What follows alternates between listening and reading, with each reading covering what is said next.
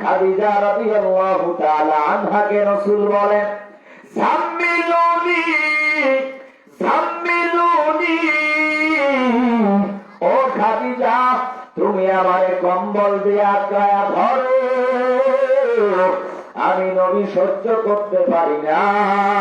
খাদিজা রাদিয়াল্লাহু তাআলা আনহা রাসূলকে কম্বল দিয়ে আবৃত করে রাখলেন। আস্তে আস্তে ধীরে ধীরে রাসূলের শরীর থেকে জ্বর কমতে শুরু করলো। পয়গম্বরের উপরে কোরআন নাযিল হওয়ার পর নবী আবার মক্কার অলিতে গলিতে মানুষকে কোরআনের দাওয়াত দেয়, কোরআনের তেলাওয়াত শোনায়। রাসূলের জবানের তেলাওয়াত শোনার পর বহু বিধর্মী কাফের মুশরিকের দলেরা রাসূলের কোরআনের তেলাওয়াত শুনে দলে দলে কাতারে কাতারে কালেমা পড়ে মুসলমান হয়ে যায়। আবু জেহেলের মেজাজ খুব গরম। আব্দুল্লাহ ছেলে মুহাম্মদ যেইভাবে মানুষকে কোরআনের দাওয়াত দেয়, কোরআনের তেলাওয়াত শোনায়, এইভাবে যদি চলতে থাকে একটা সময় সব মানুষ কোরআন শুনে কালেমা পড়ে মুসলমান হয়ে যাবে। আমার দলের ক্ষমতা, আমার নেতৃত্ব, আমার কর্তৃত্ব সব কিছু শেষ হয়ে যাবে। কি করা যায়? যেভাবেই হোক না কেন মুহাম্মাদের জবানের কোরআনের তেলাওয়াত বন্ধ করে দাও। আবু জাহাল ডাক দিয়া বলে, মুহাম্মদ এই মক্কা জমিনে কোরআনের দাওয়াত দেওয়া যাবে না, কোরআনের তেলাওয়াত করা যাবে না। যদি মক্কার নারী চাও নারী দিব, মক্কার বাড়ি চাও বাড়ি দিব, রাষ্ট্রনায়ক বানা দিব। একটাই মাত্র শর্ত, এই মক্কার জমিনে কোরআনের দাওয়াত দেওয়া যাবে না, কোরআনের তেলাওয়াত করা যাবে না। নবী আমার ডাক দিয়া বলে, চাচা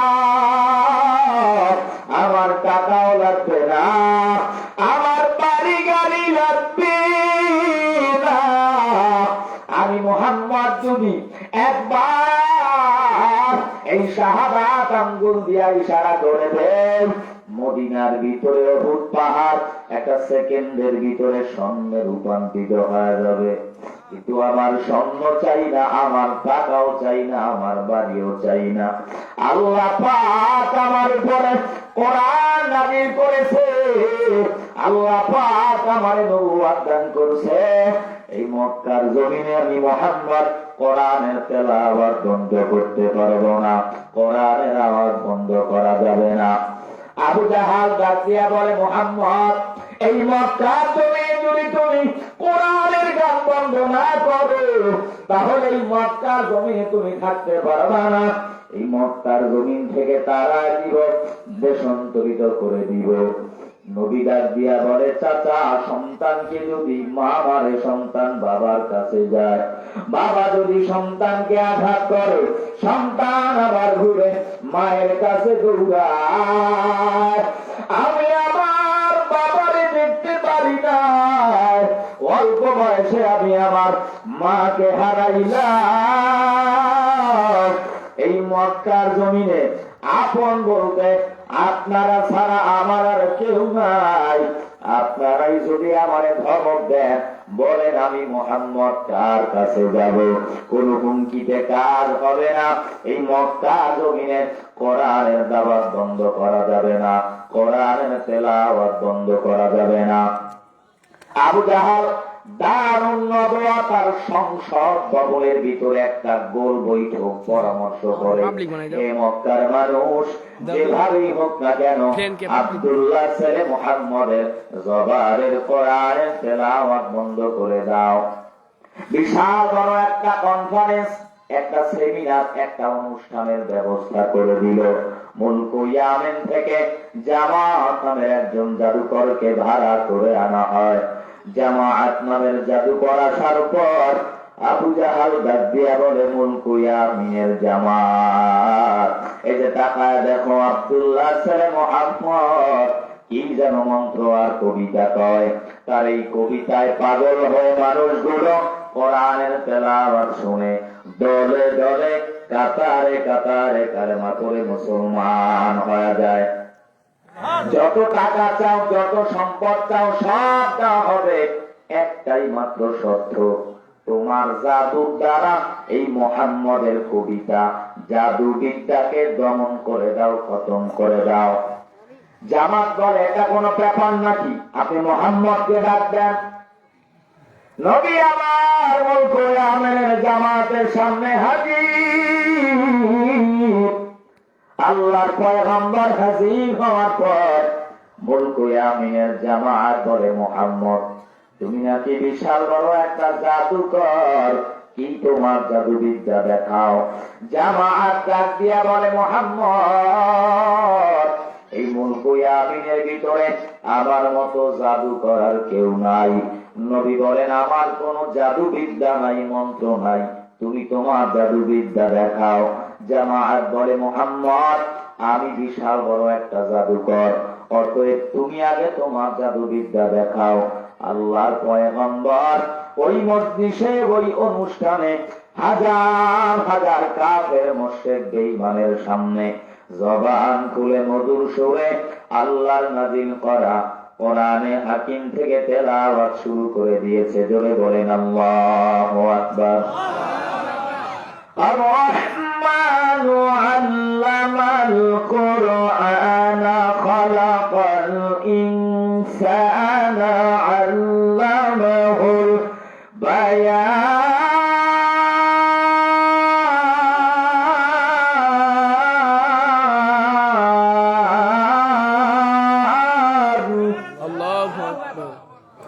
নবী আমার মধুর সুরে কোরআনের তেলাওয়াত করতেছে। হঠাৎ করে রাসূল কোরআনের তেলাওয়াত বন্ধ করে দেয়। মুলকে আমিনের জামাত বলে, মুহাম্মদ তুমি কেন কোরআনের তেলাওয়াত বন্ধ করেছো? আবার তোমার জবানের তেলাওয়াত শুনতে চাই। আল্লাহর পয়গম্বর আবার কোরআনে হাকিমের তেলাওয়াত করতেছে। কিছুক্ষণ তেলাওয়াত করার পর নবী আমার তাকায় দেখে মুলকে আমিনের জামাতের দু চোখ বেয়ে গড়গড়া পানি পড়ে। আল্লাহর নবী ডাক দিয়া বলে, মুলকে আমিনের জামাত তুমি এই জমিনে আসছো, আমি মুহাম্মদের জবানের কোরআনের তিলাওয়াত শ্রুতি মধু আওয়াজ, এই কোরআনের আওয়াজকে বন্ধ করে দেওয়ার জন্য, দমন করে দেওয়ার জন্য। তোমার চোখের গোড়ায় কেন পানি? বাবার কথা মনে হয় মনে পড়ে গেছে, দেশের মায়ায় তুমি কান্নাকাটি করো। মুলকে আমিনের জামাত বলে, মুহাম্মদ আমি আমার বাবার জন্য কান্না করি না, আমি আমার ভাইয়ের জন্য কাঁদি না। জীবনে কত গান শুনলাম, কত কবিতা পড়লাম, কত দামি দামি মঞ্চে জাদুবিদ্যা দেখাইলাম, কিন্তু তোমার জবানের তিলাওয়াত এমন শ্রুতি মধু আওয়াজ আজ পর্যন্ত আমি শুনি নাই। মানুষ তোমার মিথ্যাবাদী বলে, মানুষ তোমার পাগল বলে গালি দেয়, মানুষ তোমার বিরুদ্ধে প্রপাগান্ডা ছড়ায়, কত রকমের কটূক্তি করে, কিন্তু আজকে সামনাসামনি প্রমাণ হয়ে গেল তোমার মতো ভালো মানুষ, তোমার মতো সভ্য মানুষ, তোমার মতো সুন্দর চেহারাওয়ালা মানুষ দুনিয়ায় কেউ হতে পারে না। এমন মধু তেলাওয়াত জীবনে আমি কত গান শুনলাম, কত কবিতা পড়লাম, দামি দামি মঞ্চে জাদুবিদ্যা দেখাইলাম, কিন্তু কোরআনের এই আওয়াজ, এমন মধুর সুন্দর তেলাওয়াত আজ পর্যন্ত এমন মধুর বাণী আমি শুনি নাই। মুলকে আমিন থেকে জামাত নামের জাদুকর ছিল আল্লাহর এই কোরআনের আওয়াজকে বন্ধ করে দেওয়ার জন্য। নবীজির জবানের তেলাওয়াত শোনার পর কোরআনের নিসবতে, কোরআনের সোহবতে মুলকে আমিনের জামাত কোরআন শুনে কালেমা পড়ে মুসলমান হয়ে গেছে। বলে কোন সুবহানাল্লাহ। মুসলমানি বুয়াদ গর্দন নেহাদান এনানে খুদ বত সুতে খাজাদান গর্ব সুরত আদমি ইনসাবুদে আহমদ দু জাহলো হাম এক সাবুদে। এ যুবক ভাই, বৃদ্ধ বাবা, এই পদ্মাঞ্চলার মা, আমিও আপনার মতো একটা মায়ের সন্তান, হাতে পায়ে ধরে বুঝা যাই মা, সন্তানটারে আলেম বানাও, সন্তানটারে মাদ্রাসায় পড়াও, সন্তানটারে কোরআনওয়ালা বানাও। দুনিয়াতে আল্লাহ সম্মান দিবে, পরকালেও আমার মালিক ইজ্জতওয়ালা বানায় দিবে। কোরআনের শিক্ষা মানুষকে দামি বানায়, কোরআনের শিক্ষা মানুষকে সভ্য বানায়, কোরআনের শিক্ষা মানুষকে প্রকৃত মানুষে রূপান্তরিত করে, ঠিক কিনা? শুধুমাত্র জাগতিক শিক্ষার দ্বারা মানুষ মানুষ হতে পারে না, শুধুমাত্র স্কুলের শিক্ষার দ্বারা, কলেজের শিক্ষার দ্বারা, ভার্সিটির শিক্ষার দ্বারা মানুষ ভদ্র হওয়া যায় না, শুধুমাত্র দুনিয়ার শিক্ষার দ্বারা মানুষ ভদ্র হওয়া যায় না, সভ্য হওয়া যায় না, মালিকের কাছে মানুষ হওয়া যায় না, দামি হওয়া যায় না। কোরআনের শিক্ষা লাগবে, স্কুল কলেজের শিক্ষার পাশাপাশি ইলমে ওয়াহির শিক্ষা, মাদ্রাসার শিক্ষা, কোরআনের শিক্ষাও গ্রহণ করতে হবে। জোরে বলেন ঠিক কিনা? দুনিয়াতে কোরআনের শিক্ষা অর্জন না করার কারণে স্কুলের শিক্ষা অর্জন করেছে, কলেজের শিক্ষা অর্জন করেছে, ভার্সিটির শিক্ষা অর্জন করেছে, ডক্টর হওয়ার পর সিনার ভিতরে মালিকের কোরআন নাই, দুনিয়ার শিক্ষা অর্জন করে ডক্টর তসলিমা নাসরিন নাস্তিক হয়ে গেছে। মুরগি চোরা শাহরিয়ার কবির স্কুলে পড়েছে, কলেজে পড়েছে, ভার্সিটিতে পড়েছে, কোরআনের শিক্ষা অর্জন করে নাই, মুরগি চোরা শাহরিয়ার কবির মুর্দাদ হয়ে গেছে। লতিফ সিদ্দিকী মুসলমানের ঘরে জন্ম নেওয়ার পর বাবা মুসলমান, দাদা মুসলমান, সন্তান মুসলমান, নিজে মুসলমান হওয়ার পরে স্কুলের শিক্ষা আছে, কলেজের শিক্ষা আছে, ভার্সিটির শিক্ষা আছে, কিন্তু ইলমে ওয়াহির শিক্ষা নাই, মাদ্রাসার শিক্ষা অর্জন করে নাই, মক্তবে যায় নাই, কোরআন শিখে নাই। অতএব সিদ্দিকীর মতো মুসলমান হজের বিরুদ্ধে কথা কয়, মুর্দাদ হয়ে গেছে। দুনিয়ার জমিনে তাকায় দেখেন, টিভির ভিতরে মাঝে মাঝে দেখবেন বহু রাজনৈতিক দলের সদস্য, স্কুলে পড়ুয়া, কলেজে পড়ুয়া, ভার্সিটিতে পড়ুয়া মুসলমান কোরআনের শিক্ষা অর্জন না করার কারণে শুধুমাত্র জাগতিক শিক্ষা অর্জন করেছে, টক শোতে বসে বসে মাদ্রাসার বিরুদ্ধে কথা কয়, আলেমের বিরুদ্ধে কথা কয়, টুপিওয়ালার বিরুদ্ধে কথা কয়, দাড়িওয়ালা জুব্বাওয়ালার বিরুদ্ধে কথা কয়, মাদ্রাসা শিক্ষা ব্যবস্থার বিরুদ্ধে কথা বলে। জোরে কোন ঠিক কিনা? এজন্য শুধুমাত্র দুনিয়ার শিক্ষা মানুষ ভদ্র হতে পারে না, শুধুমাত্র স্কুলের শিক্ষার দ্বারা মানুষ প্রকৃত মানুষ হতে পারে না। স্কুল কলেজ ভার্সিটির শিক্ষার পাশাপাশি ইলমে ওয়াহি, মালিকের কোরআনের শিক্ষা অর্জন করতে হবে। কিন্তু আমি তোমারে বলছি না যুবক ভাই, তুমি স্কুল ছেড়ে চলে আসো, কলেজ ছেড়ে চলে আসো, ভার্সিটি ছেড়ে চলে আসো, আমার মতো হুজুর হয়ে যাও, এই কথা আমি একবারও বলি না। তুমি স্কুলে পড়ো বাবা, পড়ো, তুমি কলেজে পড়ো, ভার্সিটিতে পড়ো, তুমি যেই চাকরি করো না কেন, ফারিকুম ফিল জান্নাতি ওয়া ফারিকুম ফিস সাঈর, কোনটা জান্নাতের পথ আর কোনটা জাহান্নামের পথ, এটা চেনার জন্য, বোঝার জন্য, জাহান্নাম থেকে বাঁচার জন্য, জান্নাতের মেহমান হওয়ার জন্য, আমার মালিকের পরিচয় পাওয়ার জন্য, যতটুকু ইলম শিখলে পড়লে জান্নাতে যাওয়া যায়, জাহান্নাম থেকে বাঁচা যায়, আল্লাহর পরিচয় পাওয়া যায়।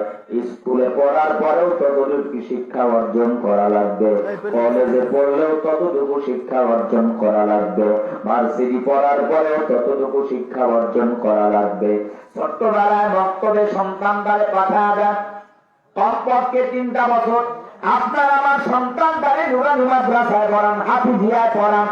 সন্তান নুরানি মাদ্রাসায় পড়ার পর, হাফেজ হওয়ার পর ওই সন্তান ডাক্তার হবে বাধা নাই, ইঞ্জিনিয়ার হবে বাধা নাই, ব্যারিস্টার হবে বাধা নাই, ওই সন্তান হাফেজ হবে বাধা নাই, হাফেজ হওয়ার পরে চেয়ারম্যান হবে, মেম্বার হবে, এমপি হবে, মন্ত্রী হবে, বাধা নাই। ফলাফল কি হবে ভালো করে শোনেন।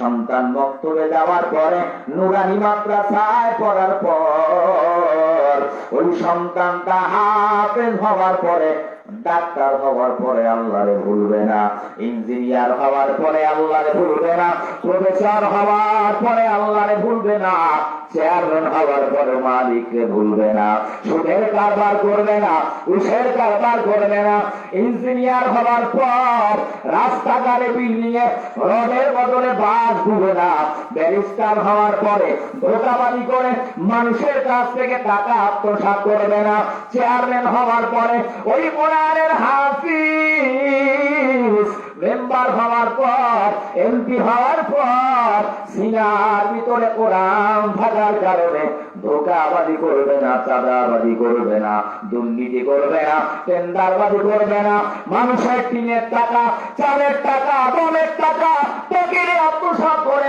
দেশ বিদেশে বাড়ি চুরি করে দুর্নীতি আর চাঁদাবাজি করবে না। ঠিক কিনা করে বলেন? এজন্য মুসলমান নবীর উম্মত, এই শেরপুরের মুসলমান, আপনি যে যে লাইনে চাকরি করেন, বাবা ব্যবসা করেন, শ্রমজীবী, চাকরিজীবী, কৃষক, রিক্সাওয়ালা, ঠেলাওয়ালা, মুসলমান, স্কুলে পড়া ভাইয়েরা, কলেজে পড়া ভাইয়েরা, বালতিরি পড়নেওয়ালা ভাইয়েরা, মালিকের কোরআন, কোরআনের নিসবত সিনা লাগা দেয়। কোরআন আপনারে দামি বানায় দিবে, কোরআন আপনারে সম্মানী বানায় দিবে, কোরআন আপনারে ইজ্জতওয়ালা বানায় দিবে, কোরআন আপনারে বরকতওয়ালা বানায় দিবে। আল্লাহর এই কোরআন কিয়ামতের ময়দানে সুপারিশ করে আপনারে মালিকের জান্নাত পর্যন্ত পৌঁছায় দিবে। যেরকম সুবহান। জমানার বড় বুজুর্গ কুতুবুল আলম হযরতে হাসান বসরি রাহমাতুল্লাহি আলাইহির জামানায় একজন যুবক সন্তান, নাম হলো বাশার। এমন কোন দিন নাই ওই যুবক ছেলেটা মদ পান করে না। প্রত্যেক দিন মদ পান করার জন্য হাঁটি হাঁটি পা পা করে মদের আড্ডাখানায় রওনা হয়। একদিনের ঘটনা, যুবক মদ পান করার জন্য মদের আড্ডাখানায় যখন রওনা হয়, হঠাৎ করে তাকায় দেখে মাটির ভিতরে ছোট্ট একটা কাগজের টুকরা দেখা যায়, আরবি লেখা। কাগজের টুকরা হাতের ভিতরে নিয়ে বাড়ির দিকে রওনা হয়। মাকে ডাক দিয়া বলে, মা, এই যে আরবি অক্ষর দেখা যায় ছোট্ট কাগজের ভিতরে, এই কাগজের টুকরাটা যত্ন সহকারে ঘরের ভিতরে রেখে দাও। মায়ের কাছে কাগজের টুকরা দেওয়ার পর যুবক আবার মদ পান করার জন্য মদের আড্ডাখানায় হাজির। বন্ধু বান্ধবকে নিয়ে মদের আড্ডায় সমানে মদ পান করে বেহুশ হয়ে পড়ে আছে। ওই জমানার বড় আলেম হযরতে হাসান বসরি রাহমাতুল্লাহি আলাইহি বারবার স্বপ্নে দেখে, আল্লাহ পাক স্বপ্নে দেখায়, হাসান বসরি যাও, অমুক এলাকার ভিতরে একজন মদখোর আছে, তাড়াতাড়ি তার কাছে, তাকে হাতে হাত রেখে নতুন করে তওবা পড়া ঈমানওয়ালা কালেমাওয়ালা বানায়া দাও। হাসান বসরি ঘুম থেকে উঠে মদের আড্ডাখানায় হাজির। মদখোর যুবকরা হাসান বসরিকে দেখার পর দিলের ভিতরে কম্পন সৃষ্টি হয়ে গেছে। এই জমানার বড় আলেম, জমানার বড় বুজুর্গ, জমানার এত মহাক্কে গালে আমাদের মদের আড্ডাখানায় কেন কোন অন্যায় করলাম, অপরাধ করলাম, হুজুর মাফ করে দেন। হাসান বসরি ডাক দিয়া বলে, যুবকেরা, কোন অন্যায় হয় নাই, মাফ চাওয়ার প্রয়োজন নাই। তোমাদের এই মদের আড্ডাখানার ভিতরে একটা যুবক সন্তান আছে, তার নাম হলো বাশার। তাড়াতাড়ি তারে ডাক দাও, তার সঙ্গে আমার একটু সমস্যা আছে, একটু কথা বলা লাগবে। হাসান বসরির কথা শুনে বাশারকে যখন ডাক দেওয়া হয়, বাশার যখন হাসান বসরির সামনে দাঁড়ায় যায়, হাসান বসরি ডাক দিয়া বলে, বাশার সকালবেলা একটা কাগজের টুকরা মাটির ভিতরে পাইছো, ওই কাগজের টুকরাটা কোথায়? হাসান বসরিকে বাশার বলে, হুজুর কাগজের টুকরা হাতে নিয়ে মায়ের কাছে রেখে আসলাম, আবার আমি মদ পান করার জন্য মদের আড্ডাখানায় আসি। হাসান বসরি ডাক দিয়া বলে, বাশার ওই কাগজের টুকরাটা একটু আমার কাছে দাও। বাশার হাসান বসরির হাত ধরিয়া হাঁটতে হাঁটতে বাড়ির ভিতরে হাজির হয়। মাকে ডাক দিয়া বলে, মা সকালবেলা একটা ছোট্ট আরবি লেখা কাগজের টুকরা দিয়েছি, ওই কাগজের টুকরাটা হাসান বসরির কাছে দেয়। হাসান বসরির কাছে কাগজের টুকরা দেওয়ার পরে হাসান বসরি চোখের পানি ছিঁড়ে দিয়া কাঁদে, আর বাশারকে ডাক দিয়া বলে, বাশার আমার হাতে হাত লাগাবে আর নতুন করে তওবা পড়ে ঈমান ওয়ালা কালেমা পড়ে নাও। আল্লাহ তোমারে মাফ করে দিয়েছে, আল্লাহ তোমারে কবুল করে নিয়েছে, আল্লাহ পাক তোমারে ক্ষমা করে দিয়েছে। বাশার চোখের পানি ছেড়ে ইমাম বুজুর্গ হাসান বসরির হাত ধরে বলে, হুজুর আমার মতো একজন নাদান, আমার মতো জাহান্নামের আসামি, আমার মতো একজন গুনাহগার, আমার মতো একজন মক্খর আল্লাহ পাক কেন আমারে মাফ করে দিতে চায় আমি বুঝি না। আমার আমলনামায় এমন কোন অন্যায় নাই আমি করি নাই, আমার মতো গুনাহগার এই বংশের ভিতরে, এই গোষ্ঠীর ভিতরে, এই সমাজের ভিতরে আর কেউ নাই। প্রত্যেকটা দিন মদ পান করার জন্য যায়, এই মদখোরকে আল্লাহ কেন মাফ করে দিবে? কি এমন আমল করেছি? হাসান বসরি বলে, বাশার এই যে কাগজের টুকরাটারে সম্মান করেছে, আরবি লেখাটারে রেসপেক্ট করেছো, বুকের ভিতরে টেনে মহব্বত করেছো, মায়ের কাছে সম্মান দেখায় রেখে দিয়েছো, এই কোরআনের আয়াতকে সম্মান করার কারণে, কোরআনের এই লেখাগুলো আদব করার কারণে, ইজ্জত করার কারণে আল্লাহ পাক তোমারে মাফ করে দিয়েছে, কবুল করে নিয়েছে। আমার হাতে হাত লাগায় নাও, নতুন করে তওবা পড়ে কালেমা পড়ে ঈমান ওয়ালা হয়ে যাও। সামান্য একটা কাগজের টুকরা আরবি অক্ষরকে সম্মান করার কারণে, রেসপেক্ট করার কারণে, কাগজের টুকরাটারে ইজ্জত করার কারণে একজন মক্খরকে আল্লাহ এমন ভাবে মাফ করে দিয়েছে, এমন ভাবে কবুল করে নিয়েছে। আল্লাহ পাক এমন ভাবে বুজুর্গর হাতে হাত লাগাইয়া আল্লাহ পাক গুনাহ মাফ করে দিয়েছে।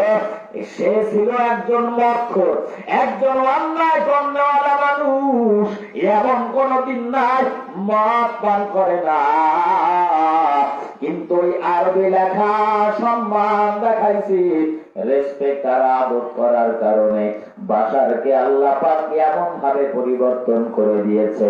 ওই বাশার আর বাশার নাই, ইতিহাসের পাতায় আজ ওলামায়ে কেরামের মুখে মুখে নাম আল্লাহ বিদ্যমান করে দিয়েছে।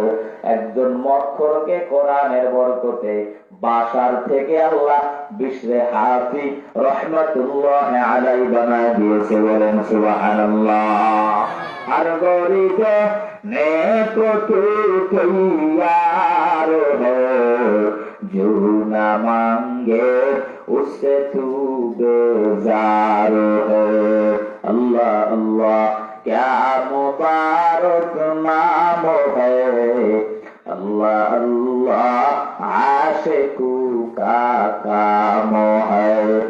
এজন্য যুবক ভাই আমার, এই পর্দার অন্তরালার মা, আমিও আপনার মতো একটা মায়ের সন্তান।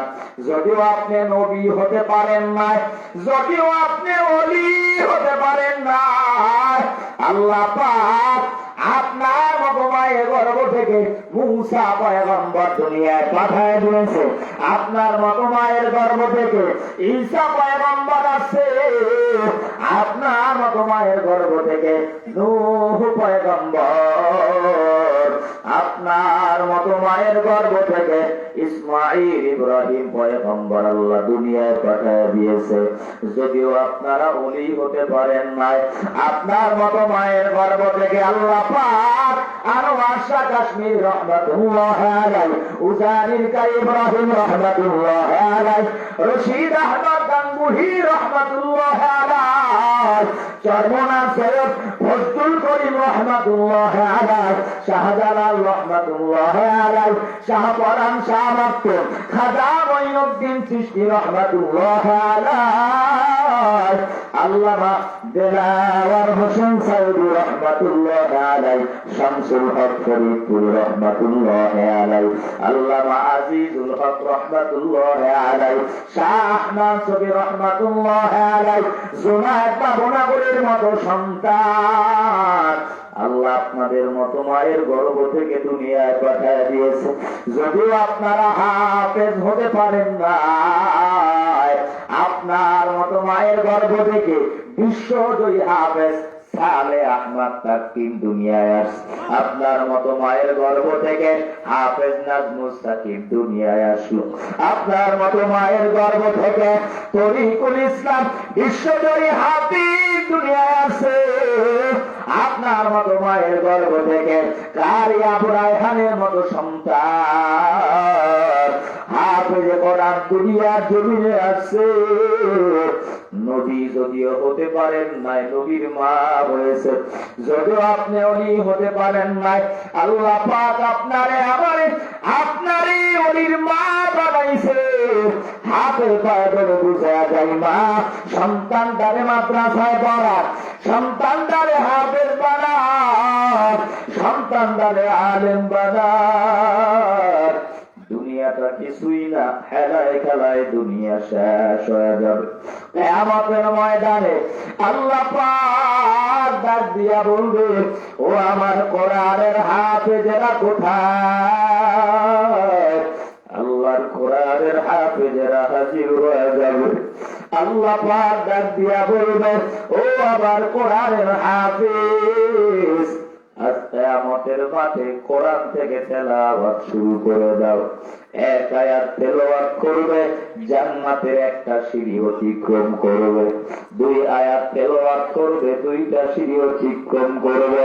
৬,৬৬৬টা আয়াত তেলাওয়াত করার পর ৬,৬৬৬ তালা উঁচু মাকামে জান্নাতের মেহমান হয়ে যাবে। ওই হাফেজে কোরআন তাকায় দেখবে বহু হাফেজের মা জাহান্নামে যায়, বহু আলিমের বাবা জাহান্নামে যায়। ওই হাফেজে কোরআন চোখের বাড়ি ছেড়ে মালিকের দরবারে বলবে, আল্লাহ দুনিয়ার জমিনে আমার মা 10 মাস 10 দিন আমারে গর্ভে ধারণ করে দুনিয়ায় আমি ভূমিষ্ঠ হওয়ার পরে কত কষ্ট করেছে, পেটের ভিতরে আঘাত সহ্য করেছে। আমার মা আমারে ডাক্তার বানায় না, ইঞ্জিনিয়ার বানায় না। আমার বাবা রিক্সা চালাইয়া মাথার গাম পায়ে ফেলাইয়া আমারে দুনিয়াদার বানায় নাই, আমারে আলেম বানাইছে, আমারে হাফেজ বানাইছে। কিয়ামতের ময়দানে আমার মা জাহান্নামের আসামি, আমার বাবা জাহান্নামে যায়। আমরা সংসারেরা সহ্য করতে পারি না। হায় আল্লাহ, তুমি আমার মারে জান্নাতে দাও, আমার বাবারে তুমি জান্নাতে দাও। মালিকের কুদরতি অন্তরে বড় দোষ মারিয়া যাবে। আল্লাহ পাক ডাক দিয়া বলবে, ও ফেরেশতারা যাও যাও, দুনিয়ার জমিনে রাত নাই, দিন নাই, ঘুম নাই, খানা নাই। মানুষ কত টুপিওয়ালা বলে গালি দিল, জঙ্গি বলে গালি দিল, সন্ত্রাস বলে গালি দিল, এরপরও টুপি ছাড়ে নাই, ইসলাম ছাড়ে নাই, কোরআনের তেলাওয়াত ছাড়ে নাই। রাত্র 2টা 3টা বাজে 10 বছরের সন্তানেরা ঘুমায় না, 3টা বাজে যায় নামাজকে বিছাইয়া আমার মালিকের কোরআনের তেলাওয়াত করে। আল্লাহর কোরআনের আওয়াজ আমি মালিক ওদের চোখের পানি সহ্য করতে পারি না। ও ফেরেশতারা যাও আজকে আমাদের ময়দানে ওই হাফেজে কোরআন মায়ের জন্য কান্না করে, বাবার জন্য ওরা চোখের পানি ছেড়ে কাঁদে। ও ফেরেশতারা জান্নাত থেকে নূরের টুপি নিয়ে যাও, ওই মায়ের মাথা ভিতরে পড়া দাও, টুপি কোরআনের হাফেজের বাবার মাথার ভিতরে পড়াইয়া দাও। আহলান সাহলান মারহাবা দিয়া ওই হাফেজে কোরআনের মা বাবারেও জান্নাতের মেহমান বানায় দাও। যেরকম সুবহান। এজন্য বৃদ্ধ বাবা আমার, এ দাড়ি পাকা মুসলমান, এ নওজোয়ান যুবক, নিজে কোরআন করে সন্তান তারে কোরআনওয়ালা বানান, ভাইটারে কোরআনের শিক্ষা দেন। যেই ঘরের ভিতরে কোরআনের তালিম থাকবে, কোরআনের তেলাওয়াত থাকবে, ফজরের নামাজের পরে শাশুড়িও কোরআন পড়বে, বউও কোরআন পড়বে।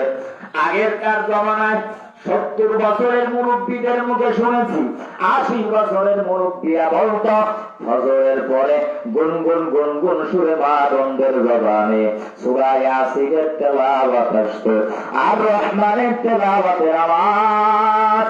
কিন্তু বর্তমান জমানায় ফজরের পরে তেলাওয়াত আসে না, জোহরের পরে কোরআন বসে আসে না, সন্ধ্যার পরেও ঘরে কোরআনের তেলাওয়াত হয় না।